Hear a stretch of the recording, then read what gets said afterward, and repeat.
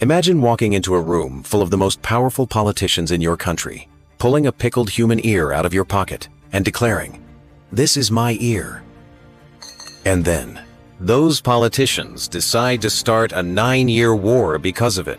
That's not the setup to some bizarre comedy sketch. That's literally how one of the strangest conflicts in human history began.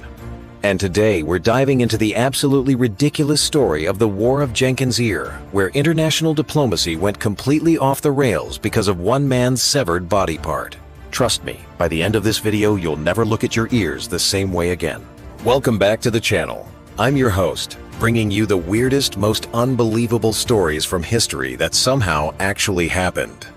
If you're new here, we specialize in the bizarre moments that history textbooks conveniently skip over. So make sure to hit that subscribe button because things are about to get wonderfully weird. Today's story takes us to 1739, when Britain and Spain went to war over, well, an ear. But how did we get there? Let me paint you a picture. Picture this. It's 1731, and tensions between Britain and Spain are already running high. British merchants are constantly trying to trade in Spanish-controlled Caribbean waters, and the Spanish Coast Guard, let's just say they weren't known for their gentle approach to foreign traders. Enter Robert Jenkins, a British sea captain who's about to become the most famous one-eared man in history. Jenkins was sailing his ship, the Rebecca, in Caribbean waters when Spanish Coast Guards boarded his vessel. Now here's where things get gruesome. The Spanish captain, Juan León Fandiño, accused Jenkins of smuggling.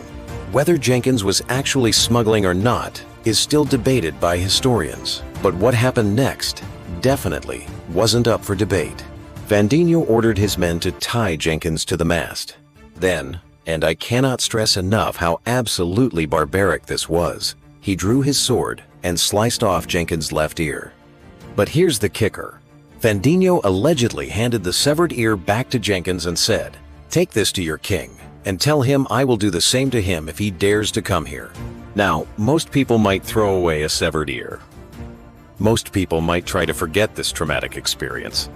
But Robert Jenkins pickled that ear in a jar and carried it around for 7 years. Fast forward to 1738. Anti-Spanish sentiment in Britain is reaching a boiling point, and members of Parliament are looking for any excuse to justify war with Spain. Someone remembered Jenkins and his pickled ear situation, so they called Jenkins to testify before Parliament.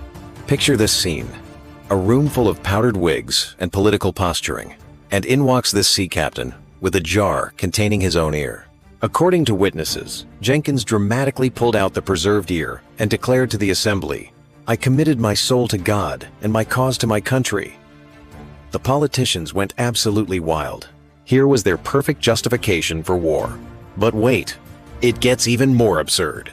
Britain officially declared war on Spain in October 1739, citing Jenkins' ear as justification. The press had a field day with this. Newspapers were literally calling it the War of Jenkins Ear from day one. Now, you might expect a war started over a severed ear to be a quick symbolic affair. Nope. This conflict raged for 9 years and eventually merged into the larger War of Austrian Succession. Thousands of soldiers and sailors died in a war that started because of one man's pickled ear. The irony? Most historians believe the ear incident was just a convenient excuse. Britain and Spain were already headed for conflict over trade routes and colonial expansion. Jenkins' ear simply provided the perfect dramatic catalyst. The war finally ended in 1748 with the Treaty of Aix-la-Chapelle, but not before costing both nations enormous amounts of money and countless lives. And what happened to Robert Jenkins, the man whose ear started it all? He basically disappeared from history after his dramatic parliamentary performance. Some records suggest he continued sailing and even served as a colonial governor, but honestly, after causing a 9-year international conflict, living quietly was probably the smart move. The craziest part? To this day, historians debate whether Jenkins actually lost his ear the way he claimed, or if he embellished the story for dramatic effect.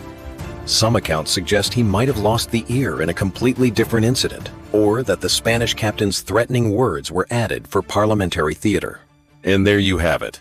The completely bonkers story of how a severed ear in a jar started a 9-year war between two major European powers. It's a perfect example of how the smallest, weirdest incidents can spiral into massive historical events. This story perfectly captures why I love diving into these bizarre historical moments. They remind us that history wasn't just kings and dates and battles, it was real people making absolutely wild decisions that somehow shaped our world. What's the weirdest historical fact you know? Drop it in the comments below. I'm always looking for the next ridiculous story to investigate. If you enjoyed this deep dive into historical weirdness, smash that like button and subscribe for more unbelievable stories that actually happened. And hey, ring that notification bell so you never miss an episode where we explore the strangest corners of human history. Until next time, keep questioning everything, especially if someone shows up to your meeting with a pickled body part.